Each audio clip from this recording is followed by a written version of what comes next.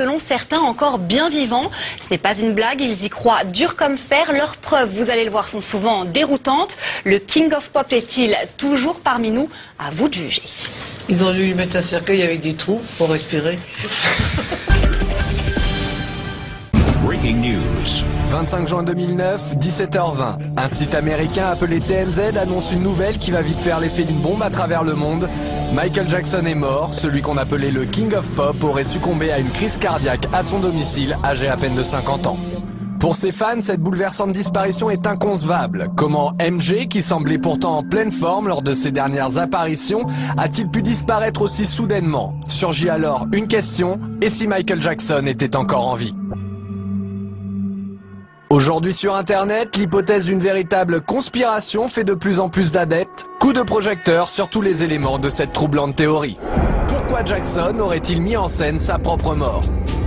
Artiste pionnier et innovateur, Michael Jackson a de tout temps nourri l'incroyable projet de réaliser un film révolutionnaire à échelle planétaire.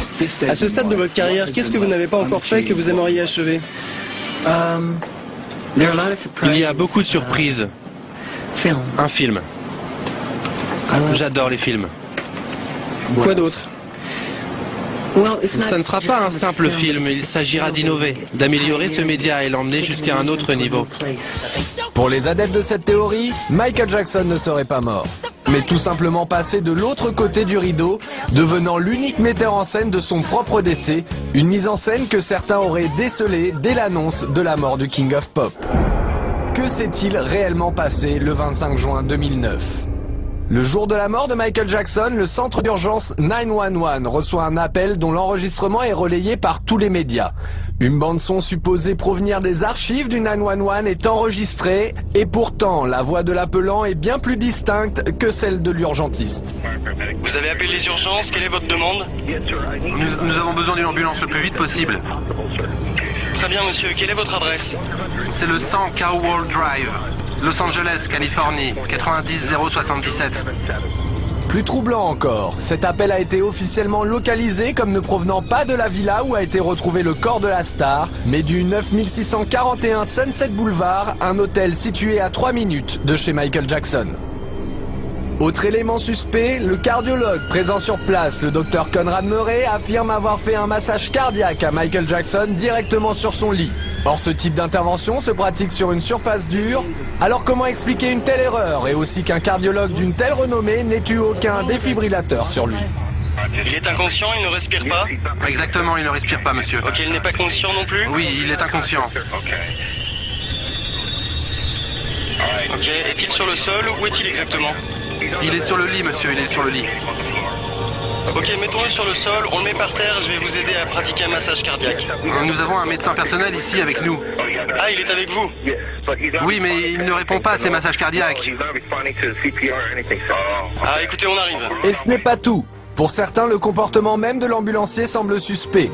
Non seulement la sirène d'urgence n'a jamais été enclenchée, mais c'est surtout la trajectoire du chauffeur qui suscite le doute. Comme l'indique ce plan, l'ambulancier aurait pu facilement emprunter une sortie directe plus rapide.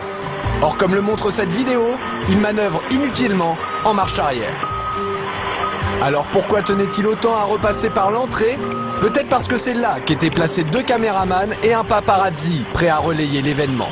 De cette sortie en urgence, un seul cliché du corps de Jackson apparaîtra dans les médias. Celui-ci pris par un certain Ben Evenstad. Comment se trouvait-il sur les lieux de l'événement? Des questions d'autant plus troublantes qu'on a retrouvé des photos de Ben Evenstad et Michael Jackson, visiblement amis de longue date.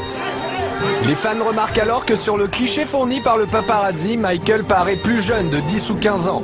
Il ne leur en faudra pas plus pour retrouver 2 photos datant de 1980 et 1985 et qui ressemblent étrangement au fameux cliché.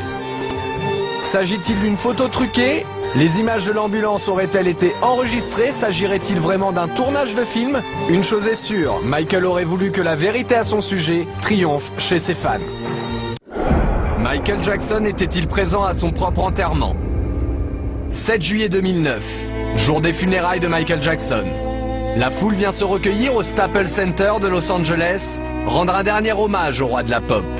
Parmi les invités, un homme au chapeau retient particulièrement l'attention des fans. Il le surnomme Hatman. Certains se posent la question, Michael Jackson en personne se serait-il mêlé aux invités? 4 septembre 2009, jour de l'enterrement au cimetière de Forest Lawn. Le mystérieux Hatman refait surface. L'homme reste en retrait, mais la place que lui accordent les autres invités à cette cérémonie suscite bien des spéculations. Qui est donc cet homme?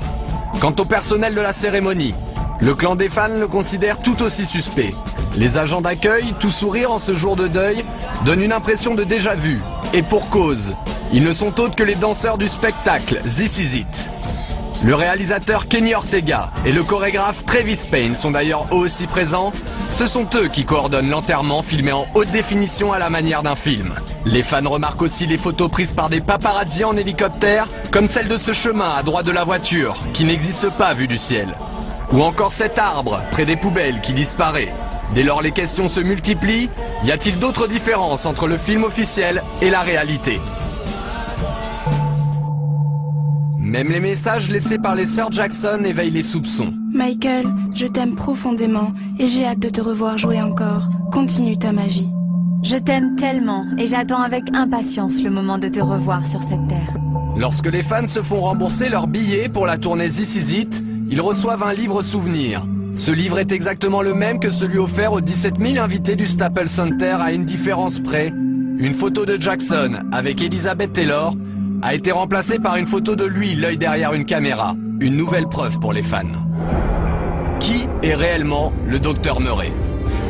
Pour les fans, des doutes subsistent aussi quant à l'identité du fameux Dr Murray. Le médecin n'est pas certifié dans le répertoire des internes médicaux des États-Unis et lorsqu'on cherche son nom dans Google, aucun résultat ne s'affiche avant 2009. Certains vont même jusqu'à trouver un anagramme dans son nom complet, Conrad Robert Murray Done Murder by Contract. Les certificats de décès sont-ils des faux? Pas moins de 3 certificats de décès différents seraient en circulation. Aucun n'ont un code barre identique et aucun n'ont été signés par un médecin. Mais ce qui trouble les sceptiques, c'est le deuxième nom officiel de Michael Jackson sur les certificats, Joseph. Pour certains, Jackson s'appelait en réalité Michael Joe Jackson. De nombreux documents officiels viennent étayer cette théorie et Jackson se présente ainsi devant les tribunaux. Alors comment est-il possible qu'une erreur aussi importante se soit glissée sur chacun de ces actes officiels? Devant le nombre d'erreurs, la réponse reste entière. Mais un autre détail éveille les soupçons des fans les plus passionnés. Lors de l'enterrement, ils remarquent que les 2 seules photos placées autour du cercueil sont issues de la pochette du disque Liberian Girl. Comme dans le clip de cette chanson, Michael Jackson est-il en train de faire croire à sa disparition alors qu'il est derrière la caméra? À la mort de Michael Jackson, en juillet 2009, le monde entier suit une à une les images du décès de la star. Une médiatisation à outrance qui va faire naître une étrange théorie. Michael n'est pas mort, les fans sont catégoriques. La disparition de leur idole a été montée de toutes pièces, comme le démontreraient certaines phrases de son entourage. Y a-t-il des lapsus révélateurs? Nous étions là, juste là, avec Michael, il y a à peine une semaine. Et pourtant, Michael Jackson était mort 2 semaines avant cette cérémonie. À la sortie de This Is It, Kenny Ortega continua ses étranges lapsus. Quand vous étiez en train de choisir, quelles images utiliser? Quelle était votre méthode? Tous les matins, j'emmenais Michael avec moi dans la salle de montage. Et on essayait de penser à ce que voudraient voir les fans dans ce film. Pourtant, les images de This Is It n'ont jamais eu vocation à être montées pour le cinéma.